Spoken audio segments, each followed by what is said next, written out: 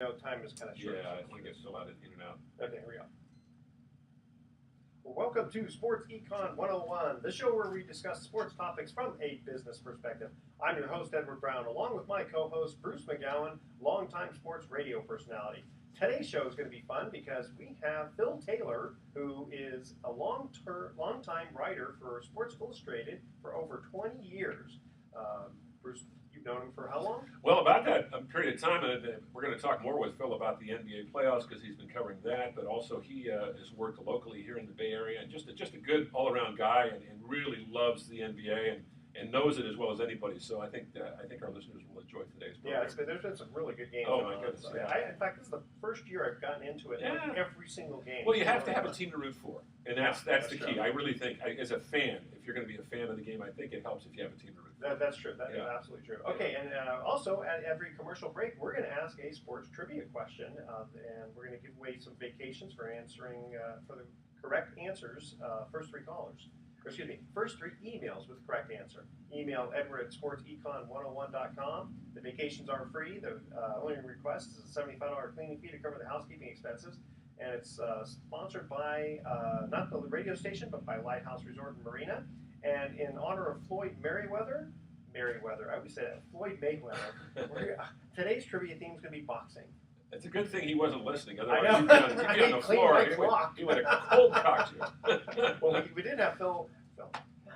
My brain's going. We had Paul Navi on. That's right. Yes. And so local guy from the Bay Area. Unfortunately, I didn't mispronounce his name because he was right across from me here. There you go. Playing my clock. Yeah. You know, you figure these guys, what do they weigh, 145 pounds? They're tough little dudes, man. Yeah, I weigh 190. I could take them. Yeah, no, not really. No. No, I kind of realized that. Yeah. You could take. None of us could. No. Okay. All right. So stay with us because you're listening to Sports Econ 101, and this segment of Sports Econ 101 is sponsored by Pacific Private Money, providing mortgage investments that are currently yielding over 8% secured by Bay Area real estate. That would be San Francisco Bay Area real estate. Doesn't get any more conservative than that. Check them out at www.pacificprivatemoney.com. Stay with us. We're going to come back and have Phil Taylor on the line with us. Okay, so that's our first little segment. Let me save a little file here. How are you doing today, Phil? You doing anything interesting this morning, or just kind of hanging out with the? Well, actually did a couple radio shows. Oh, you did? Yeah. All right. With Gary and Larry on KNBR. Oh, cool. Earlier. Yeah, a lot of playoffs. There was talking on NBA. Oh, yeah. Gary and Larry talked a little bit about the Warriors, I'm sure. Yeah, for sure. Yeah. Yeah, Steph Curry, of course. I didn't go to his press conference. I don't know if you were there. I read about it. It sounded like he was very emotional. Yeah, I wasn't there either. I just read about it. Emotional, and he's so good. Curry is, I think he's actually the real thing. Mm-hmm. He's very sincere, and I thought it was very impressive how he named every single teammate and said something about them. And, you can see why I like him. Yeah, we should get into that a little bit. That'd be I good. appreciate that. Yeah. Same thing with like a quarterback. Thanks to front line. Definitely. You're only as good as the guys you're playing with. That's it. To a certain degree, that's true. Like I was a fairly good quarterback, but nobody would block for me, so I would get tackled all the time. And I go, jeez, I threw more interceptions than snaps practically. Is Pee Wee League you're talking about? Actually, it was flag football. Yeah. Oh, there you go. Yeah, not college pros or not even high school. Yeah. Okay. Flag football's fun though. It was a lot of fun. Yeah. All right, here we go. Well, welcome back to Sports Econ 101. I'm Edward Brown, your host, along with Bruce McGowan. Bruce, why don't you introduce our guest? Yeah, it's good to bring Phil Taylor aboard on the program today. He is a terrific writer for Sports Illustrated. If you read the national magazine, which of course is the preeminent sports magazine, and it has been for well over a half a century, Phil has been working with them for over 20 years. He also worked here in the Bay Area for a number of years. He right now is very much involved in covering the NBA playoffs. And I got to ask you first, before we get into the NBA playoffs, Phil, we were just talking during the break about Steph Curry of the Warriors, who won the MVP award, and your reflections about this young man, because he is not only a special athlete, but really a pretty decent human being. Yeah, it's really true, Bruce. I think the NBA has kind of lucked into a perfect guy to kind of become the face of their league, maybe even more so than LeBron, who I think people know he's had his ups and downs in terms of his public perception. He's seen as a villain in certain circles and and at certain times, whereas Steph Curry, um, is, obviously his talents are obvious, but he's this humble guy, this kind of very sincere, real guy that I think people really relate to. And I just thought his speech yesterday, accepting the MVP, was an example of that. And that he not only thanked everybody in a generic way, but he went down the line and talked about each member of the team, each one of his teammates, even the guys at the end of the bench, and had something, very specific to say about them. And I thought that told me more than anything why his teammates like him so much, and I think the public likes him so much because he seems to be not just so talented, but really humble and very real. And I think people relate to that. And if he plays at anything close to this level going forward, I just think that he really could be the most popular player in the NBA for a number of years to come. Sounds like his family raised him well. Yeah, it really does. Yeah, having talked to his dad a little bit early in Steph's career, yeah, I mean, he had a very strong upbringing. His mom and dad did a great job raising him. Obviously, his dad is a former NBA player, took care of getting him ready for all of the basketball challenges he was faced. But obviously, they both did a great job of kind of molding him into the kind of person that people like and respect. So he is the best of everything. It's hard to keep the flaw in that young man right now. Yeah, I remember a couple of weeks ago when they were talking about James Harden and Curry, and they were thinking, it was kind of neck and neck who was going to win this one. But he got 100 out of 130 votes. That's right. Yeah, I was a little surprised that it was so one-sided in terms of first place votes. But I think what happened is, obviously the voters are not. I didn't vote for the MVP this year, but I have in previous years, and you do your best to keep personal biases out of it. The fact that Curry's so likable really should not have entered into the minds of the voters. But it's everyone's human, and I wouldn't be surprised if that had a little bit to do with it. But I think more than anything, the Warriors had a historically good team this year. Yeah. I mean, they weren't just the best team in the league. 67 wins is one of the 5 or 6 highest totals in NBA history. They're right there, just behind the Bulls, who won 72 games, and some of the great Celtic teams of Bird, Parrish, and McHale. I mean, they were right there. They were pushing to get into the record book. The kind of year they had, and I think that even though you can make a case for Harden and how he carried Rockets despite all their injuries, it would just be hard to overlook a guy like Curry who led his team to a historically good season. And I think that's what most voters thought. In any other year, James Harden would won the MVP, but this was just too special a year to give it to anybody but Steph. Hey, Phil Taylor is joining us from Sports Illustrated. It's good to have him aboard. And I got to talk to you a little bit about the personalities that you deal with, because one thing as a writer and as a broadcaster, I've had the pleasure of doing this, is you get to know these players, not on a deep personal level, but on a peripheral level. You get to see a little bit about what they're like and the character of some players, as you mentioned with Steph Curry, for example, is very special. And the character of some teams is unique. And to take an example again, talking about this Warrior team, they remind me, Phil, so much, and I was lucky enough as a young man to cover the 1974-75 Warriors. It was my first assignment out of school, just doing some little feature work for a newspaper. I think I wrote maybe 6 articles, but I got to go to all the home games that year, and they won the championship with Rick Barry and Clifford Ray and Charles Johnson and Jamal Wilkes. And there was something about those guys. They talked about togetherness. They did things off the court and on the court. They hung together like brothers, and I get the feeling that this Warriors team is very similar in that regard.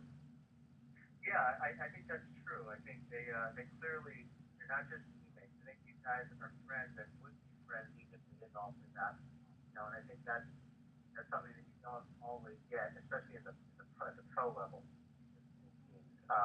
You mentioned the Warrior team that won the title. The team they remind me of, this Warrior team reminds me of a lot, is the Spurs. But I've dealt with throughout the years. From the time that it was the Twin Towers with David Robinson and Duncan on through until the present day. And the thing about the Spurs was always, from a media standpoint, was that they were almost all really good interviews, intelligent guys. You go to almost any one of them and be sure that you were going to get at least recent interview, they were accommodating and they were right.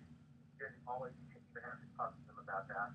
Now, do you think Popovich told them that? I mean, or any of the guys in the management? Do you think they had to have a talk with them, or do you think that it was just natural like that? I think it was natural. I think it's part of what Spurs is after. I think it looks for guys who kind of fit into that mold, and so and I think there's kind of the same is true of the Warriors in that they are, first of all, they are clearly right. Draymond Green is in this early stage of his career is already one of the best interviews in the league. Curry's really good. Klay Thompson has opened up. They're just bright guys, and I think that translates on basketball court. I think that they play an intelligent brand of basketball, and so I think we'll get to see whether the Warriors will match the Spurs' success with 5 titles of the last couple of decades. But they're the same kind of team that way. That sort of intelligence. It's interesting. I think about the Clippers, and it seems like they try to have that kind of camaraderie, but it seems like it's forced. Yeah, a little bit. And the Clippers are, they're a somewhat immature team, I would say. I mean, when you look at guys like Matt Barnes, there's always something going on the court with him. They cry about calls a lot. I think that's one of the differences between them and a team like the Warriors. As a matter of fact, Clippers are very talented. They can come close to a back match where talent level, but I don't think they have the head yet. I don't think their mentality is quite right to get over the hump and win a championship. Well, it's fun though watching that game the other night when they played the Spurs. I mean, that was really a game for the ages. I don't know if you were. I'm sure you were watching it. Everybody who was viewing that even casually had to get swept up by just the incredible high level of play and. Not only showmanship, but just the passing, the defense, and then of course, above all of that was Chris Paul's heroic performance, dragging his left, or I guess his right leg, which had a pulled hamstring, and hitting that winning shot. I mean, is that as good a game as you've watched on television or just seen in person in recent years, Phil? Absolutely, that was one of the best games I've seen in quite a while. Probably the best single game I've seen this season for sure. Two really good teams, talented teams, playing obviously with on the line, and really put out the best result. I thought it was a tremendous game. And that's probably the best I've seen. I mean, we've seen that from the Spurs. We've seen them play that way in the past. The Clippers stand up to that and to just play equally well. I thought it really brought out the best. That's the kind of performance that they need to give more of. That they haven't given enough of, I think, in the past. But yeah, that was a fantastic game. Teams at the top of their game. Then you couldn't even write a better Hollywood ending than hitting the game winner. So hey Phil, stay with us. We got to cut to a hard break here, okay? All right. The theme is boxing. All right.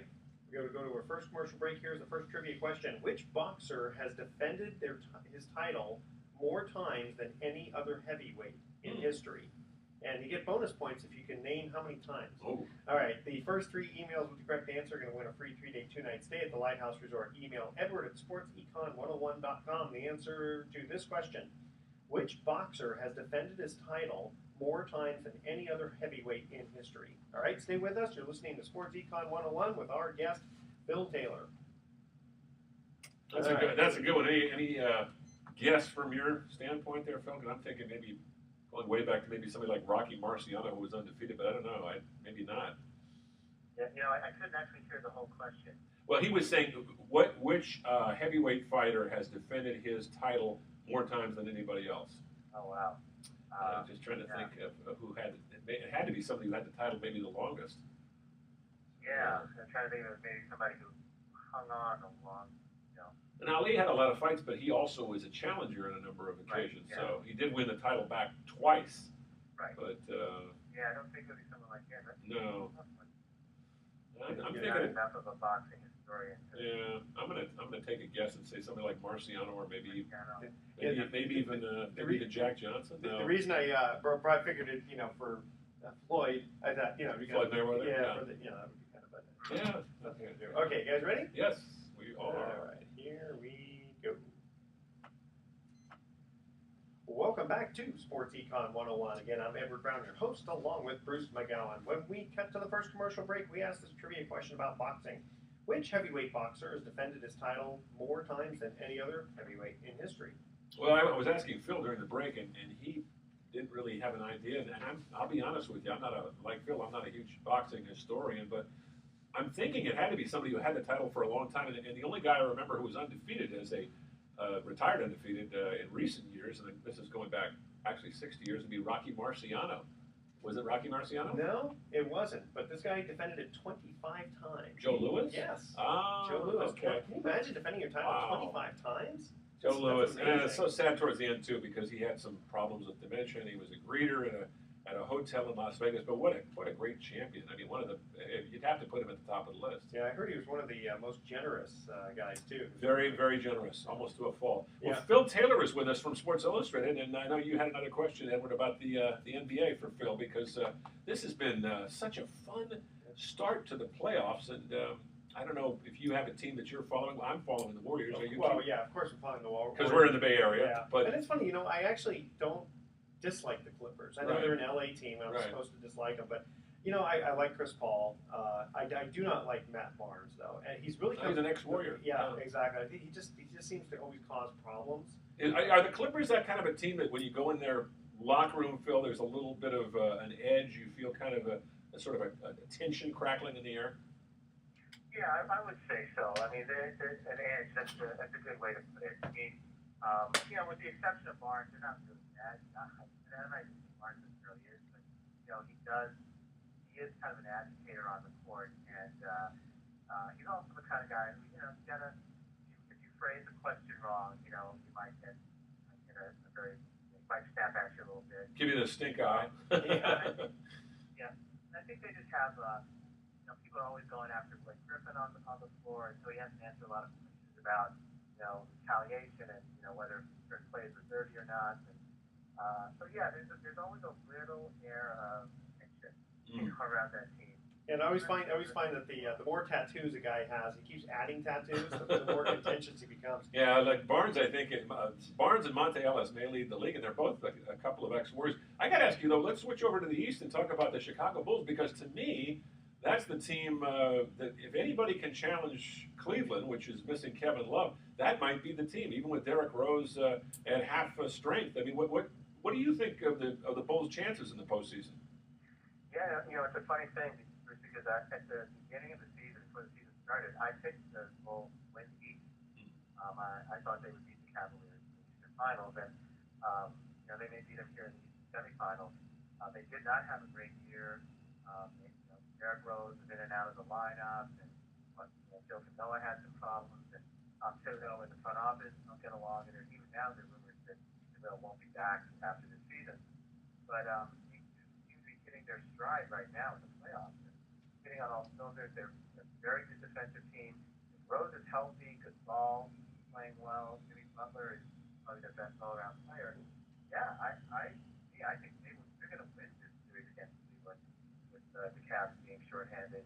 And I think, you're the team in the East that would give the Warriors the most problems if it came to that in the NBA Finals. I really like the way the Bulls are having it all come together and peaking at the right time. It's tough too, also with Kevin Love. Yeah, missing him, they really even stand a chance. Well, it takes so much away. Tell us about what it takes away, though, Phil, from the Cavaliers. What does Kevin Love bring to the table, other than the obvious, qualities that it's going to make a difference? Right. Well, the thing, I think that the biggest thing that they lose with Love gone is that stretch four, that three-point shooting that would take one of the Bulls big men out to the perimeter, probably Gasol out to the perimeter, and then in turn opens up the middle for guys like LeBron and Kyrie Irving to get to the basket and do what they do so well.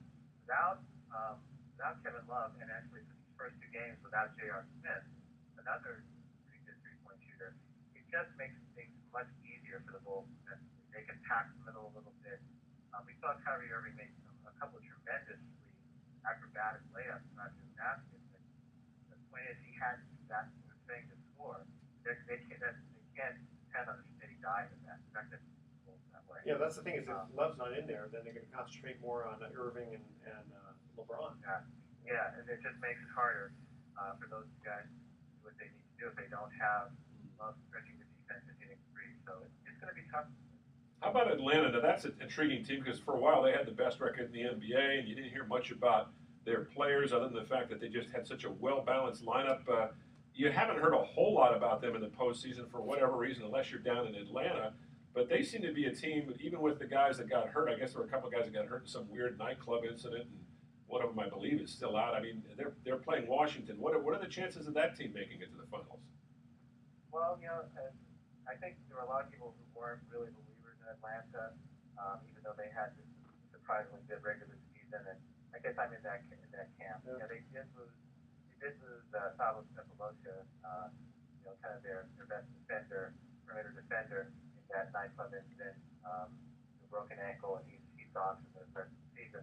And that hurts a little bit. But I think more than anything, this was a team that just wasn't really ready for the postseason yet. I would not be surprised to see them go down here to the Wizards. They lost the first game at home, which obviously puts them in a hole. I think that they're not quite ready for the moment yet. This is all new to them.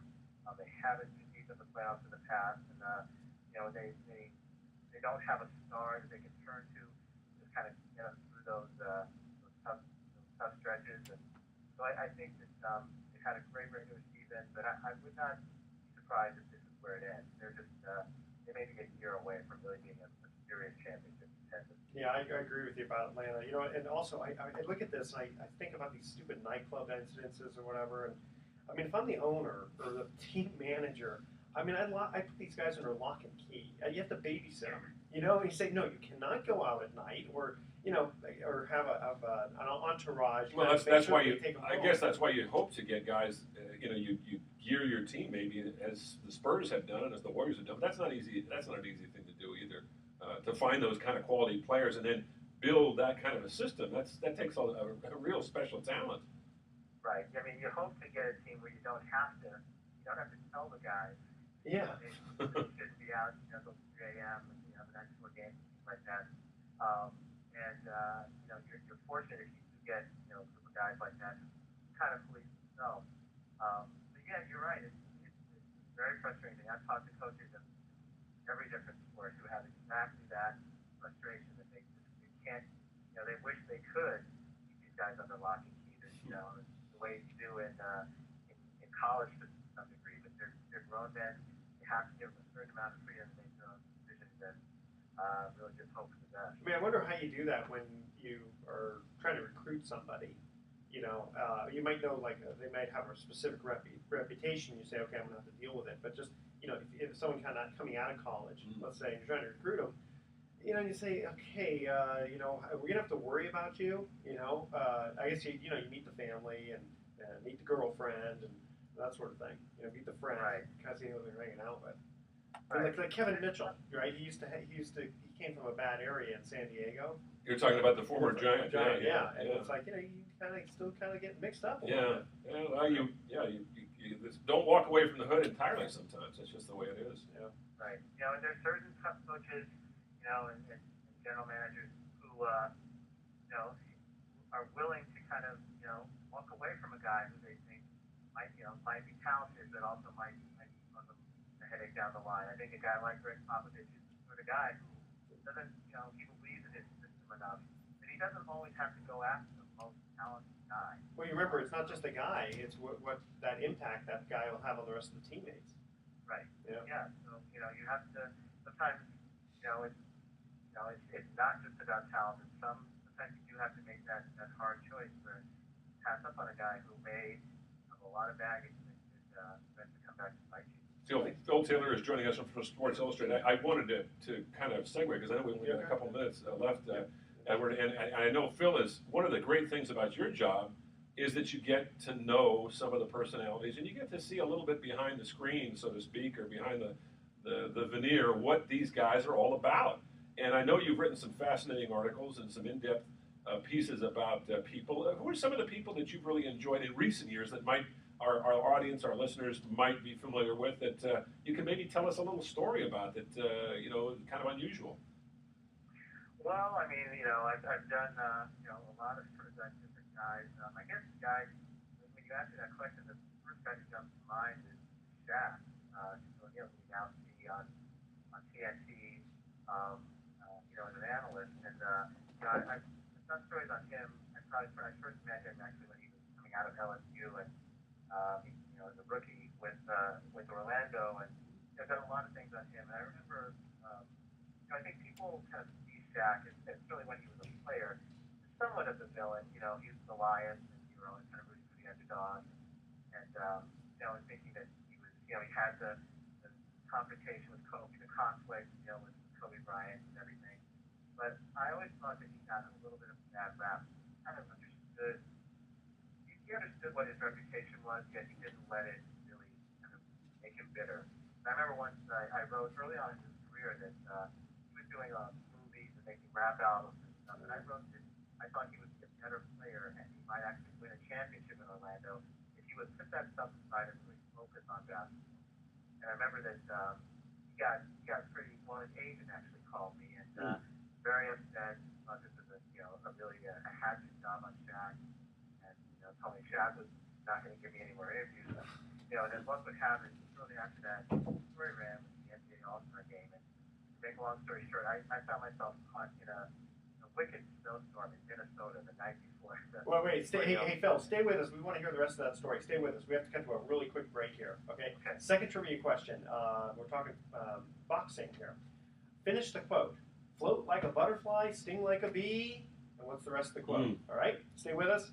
You're listening to Sports Econ 101. We'll be right back. Sorry, hey, cut you off. They're really strict about it. And we'll get you out of here. Yeah, we'll get you really halfway through this segment. Yeah. Was that the '94 All-Star game you're talking about? I believe it was. Yeah, I was there for that one too. Yeah, that was yeah. I do remember that snowstorm. That was nasty. Yeah, I've only been to Minneapolis a couple of times, and both times it was freezing. Yeah, me too. I guess it's not uncommon. No. Nice town though. In the summertime, I hear it's great, and it's a great sports town. I just I don't know about you, but I don't think I can handle that weather. One thing I did want to ask you is how does one get to be able to be on the voting? Oh yeah. Okay, well ask me that. Yeah, so after you finish your story, remind me. I'll ask you that question. Yeah. All right, you guys ready? Yeah. Here we go. There we go. Thanks again for spending all this time. time. Yeah, appreciate this, Phil. Sure, no problem. Okay, here we go. Welcome back to Sports Econ 101. Edward Brown and Bruce McGowan here.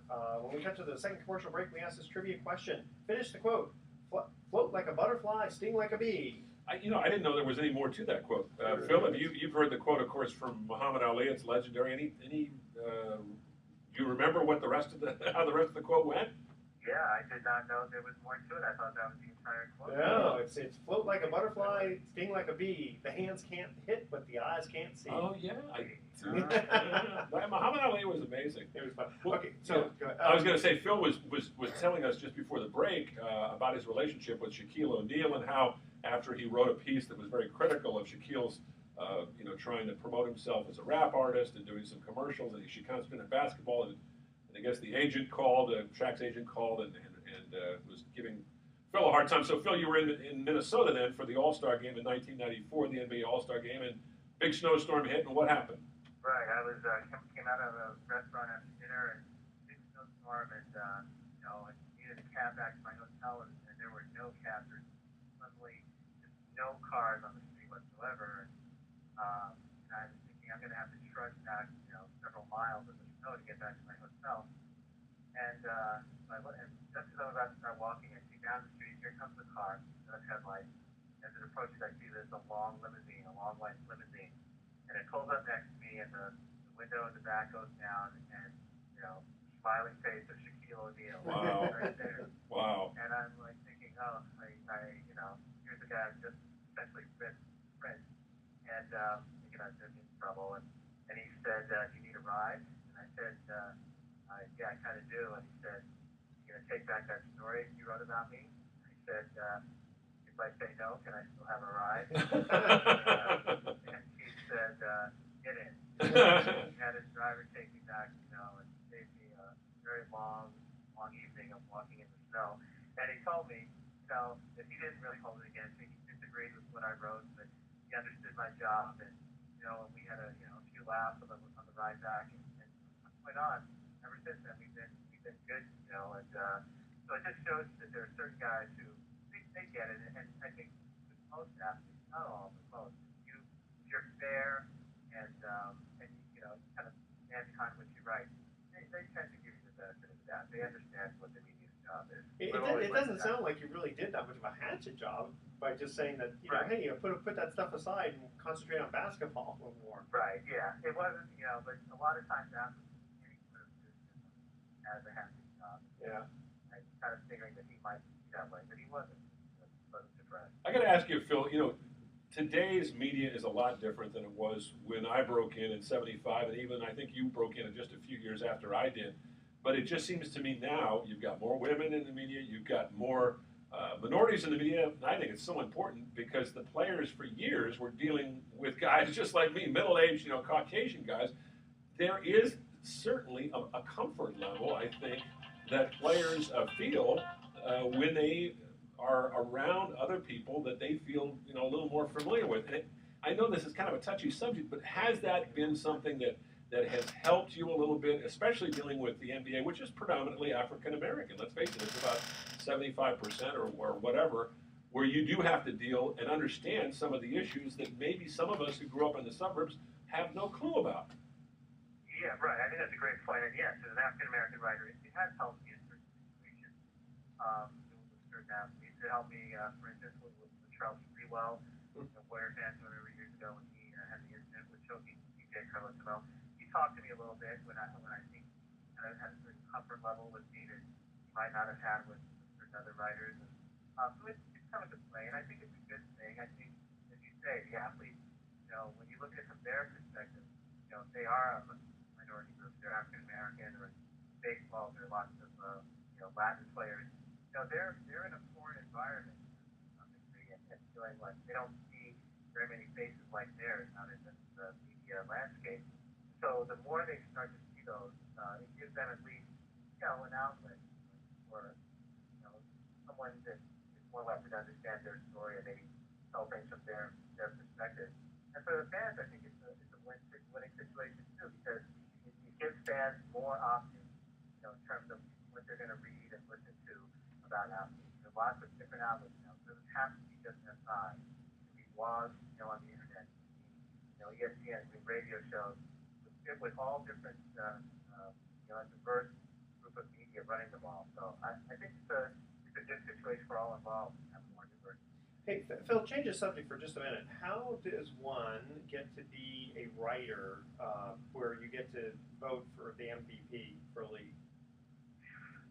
Well, it's basically you have to cover the league on a regular basis. Usually in most leagues, they take at least two beat writers from each city in the league. So the guys who are, or women who are covering the team on an everyday basis, and then a few national members of the media are chosen, really at the discretion of the league. But essentially you have to cover the team or the team in the league or the league overall on a regular basis for at least a couple of years before the league offer you a vote. So that's generally how it works. There's no hard policy here. Things that you have to do to qualify.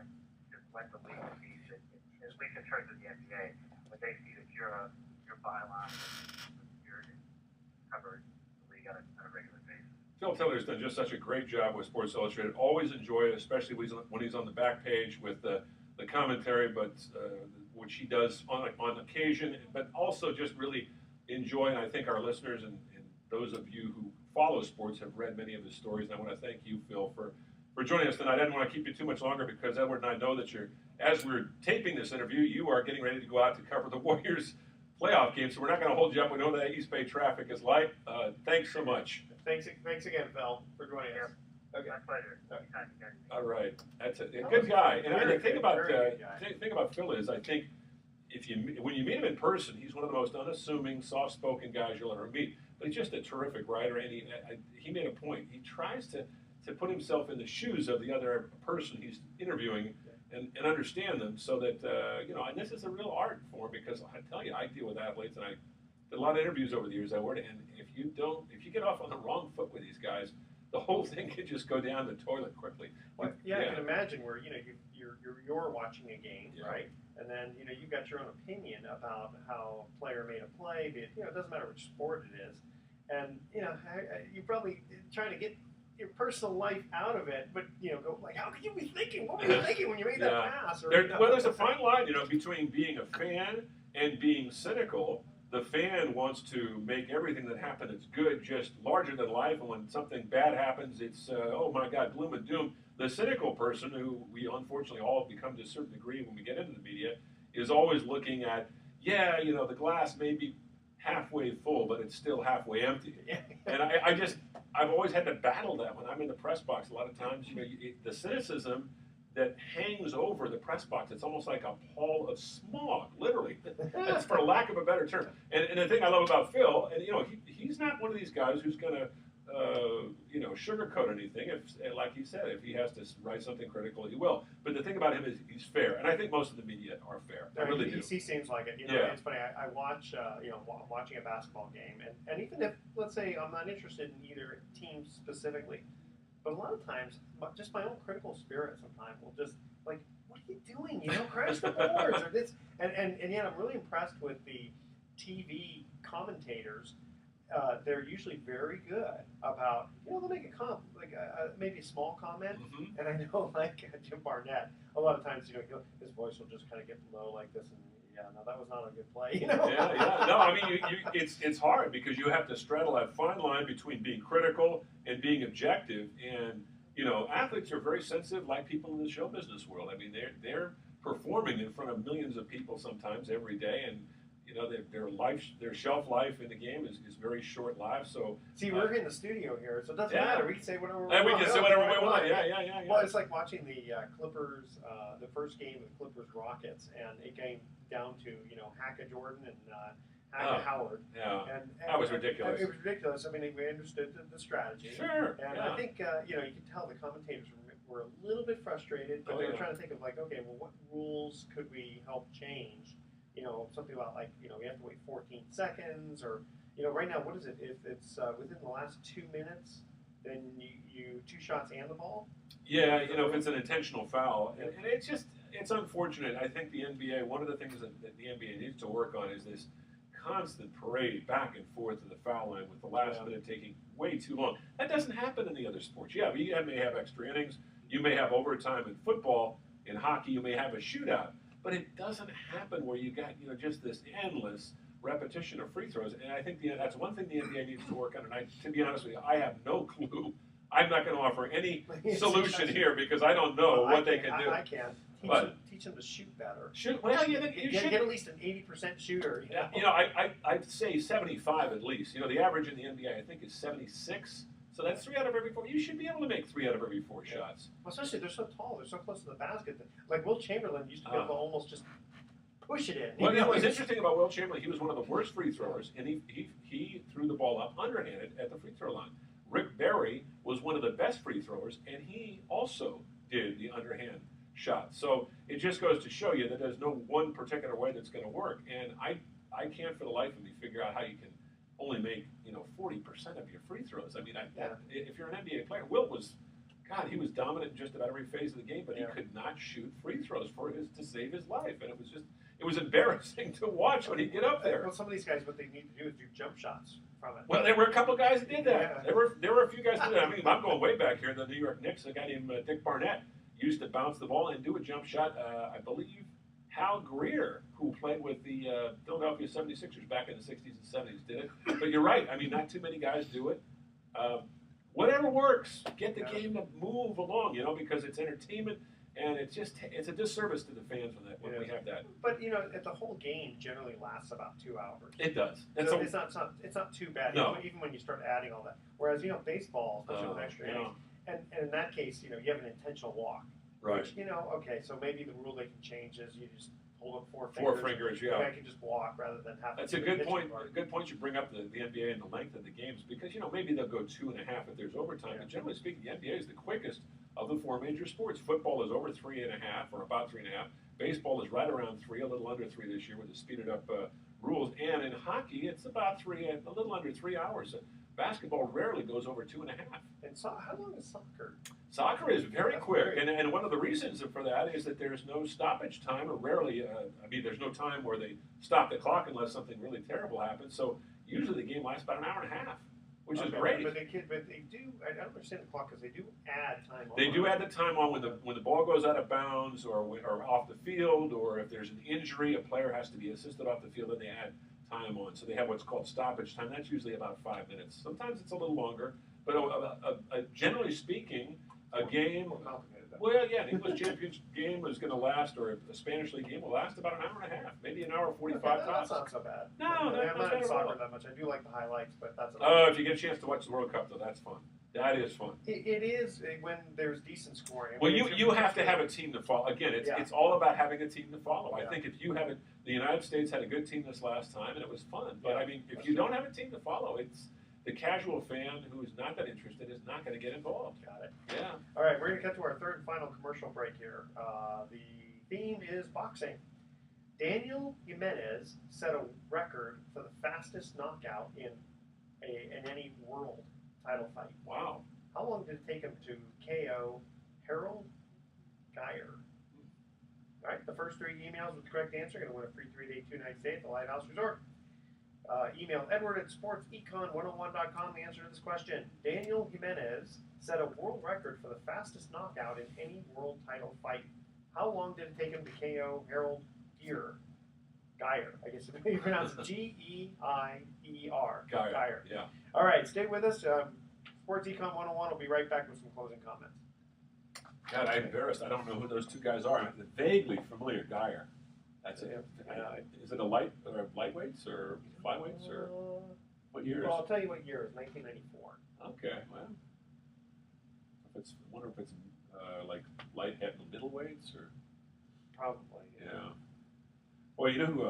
It's funny. You talk about bad guys. I mean, and there have been enough of them out there. Tyson, Sonny Liston. But God, Floyd Mayweather just sounds like just a bad dude. Serial domestic abuser. Always talking about the payday. You know, our goal is to make 9 figures. And it's like, come on. Yeah, When great. he did. He made 200. Well, 200 million. approximately. Pacquiao made what, 120 or something? Yeah, 120. But think about that, 200 million. And the day after the fight, I was driving into the city because I had to do some updates, and they're talking about how his payoff that night was greater than the profits of like some of our top companies. Just after they pay their employees off, after they get pay the stock, the profits that they made, are not as great as what he made in a single night. Wow. And here's another funny thing. When Pacquiao fights, apparently, they always showed on television free of charge in the Philippines because he's a national hero. So people are so aware of the fact that they have all these brownouts and blackouts. They turn off their refrigerators, they turn off their lights. Everybody voluntarily turns off as much of their electrical outlets as possible so that the TV will not go out. They will not have a Is brownout. that right? Yeah. You know what? Mention that. Yeah, I will, I yeah. heard that. That's neat. Yeah. Okay. Welcome back to Sports Econ 101. Last time for today, I'm Edward Brown, your host, along with Bruce McGowan. Last boxing question.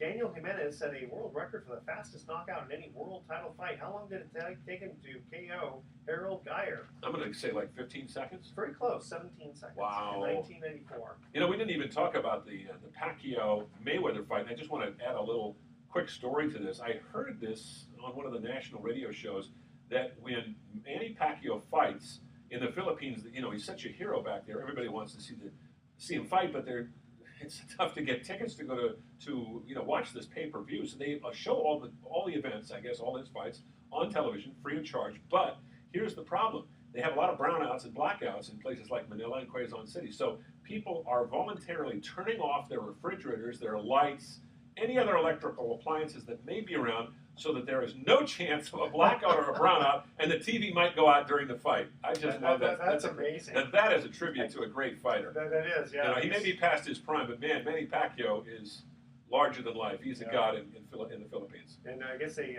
have a transistor radio with the batteries just to make sure. Oh yeah, that's your backup. Yeah. There you go. Yeah. Okay, here's our thoughts for the day.